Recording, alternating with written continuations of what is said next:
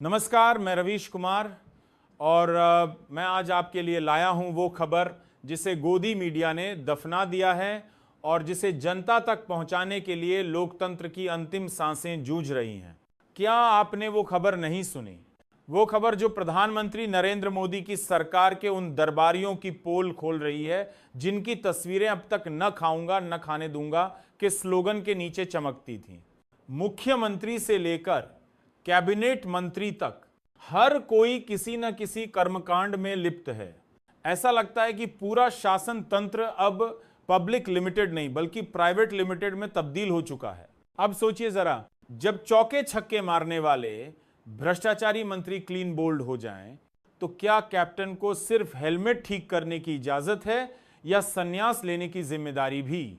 जनता की आंखें नम हैं और दिल में गुस्सा भरा पड़ा है। गुस्सा सिर्फ स्क्रैपिंग घोटाले पर नहीं बल्कि उस पूरी मानसिकता पर है जो सत्ता को दुकान समझ बैठी है। अब सवाल यह है कि क्या यह सरकार लोकतंत्र है या एक चुनावी मैनेजमेंट कंपनी? हर मंत्रालय अब फैमिली बिजनेस बन चुका है। कहीं मंत्री के बेटे को स्टार्टअप में सरकारी फंड मिल रहा है तो कहीं स्क्रैपिंग प्लांट मंत्री के करीबी चला रहे हैं, कहीं सरकारी जमीन पर वेयर हाउस बन रहा है तो कहीं पुल बनने से पहले गिर रहे हैं और फिर कहा जाता है ये विपक्ष की साजिश है। स्क्रैपिंग स्कैम, लोकतंत्र के इंजन को कबाड़ में फेंकने की तैयारी। दिल्ली में अधिवक्ता अंकित कुलथिया ने एक याचिका दायर की। पता चला कि सुप्रीम कोर्ट के नाम पर लोगों की गाड़ियां जब्त की जा रही हैं, स्क्रैपिंग प्लांट में बेचकर करोड़ों का घोटाला रचा जा रहा है। लेकिन सुप्रीम कोर्ट ने ऐसा कोई आदेश दिया ही नहीं। फायदा किसे? मंत्री के करीबी कारोबारियों को। घाटा आपको, जिसे ट्रैफिक ऑफिस के चक्कर काटने पड़ रहे हैं।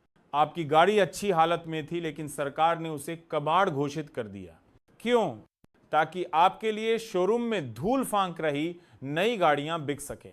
और कहा जाए, देखिए विकास हो रहा है। गोदी मीडिया सबसे बड़ा बंटाधार।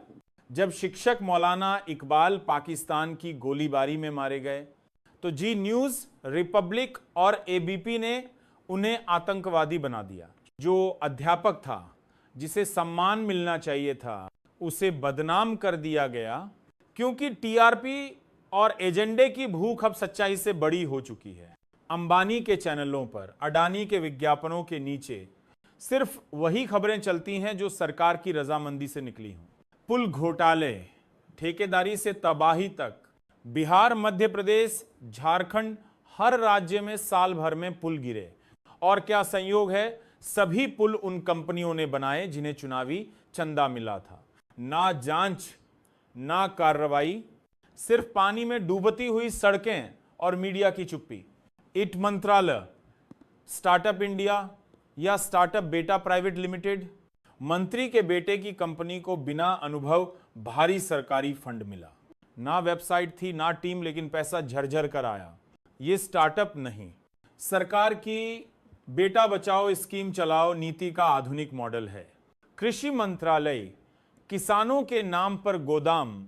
जो मंत्री किसानों के सामने भाषणों में आंसू बहाते थे, आज उनके क्षेत्र में किसानों की जमीन पर गोदाम बन चुके हैं। किसके? ये व्यक्तिगत जानकारी है, यही जवाब आता है। लेकिन जब जनता राटी डालती है तो जवाब नहीं मिलता, और जब वोट डालती है तो 70% टर्नआउट दिखा दिया जाता है। हाउसिंग स्कीम घोटाला, घर उसी को मिला जिसके पास पहले से था। झारखंड की आवास योजना में 64 लाख ऐसे लोगों को घर मिला जिनके पास पहले से घर था। कैग रिपोर्ट कहती है 1058 करोड़ रुपए की वित्तीय अनियमितता हुई। गरीब वहीं खड़ा है लाइन में दस्तावेज लेकर और अधिकारी कह रहा है फाइल अभी प्रोसेस में है।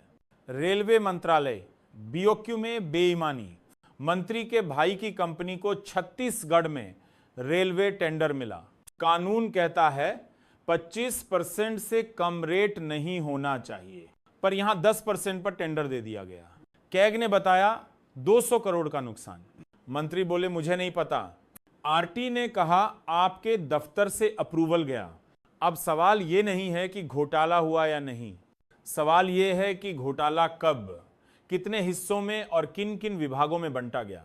क्योंकि आज घोटाला सिस्टम है और सच्चाई साजिश करार दी जाती है। जब प्रधानमंत्री चुप हैं तो ये चुप्पी महज एक प्रतिक्रिया नहीं बल्कि सहमति है।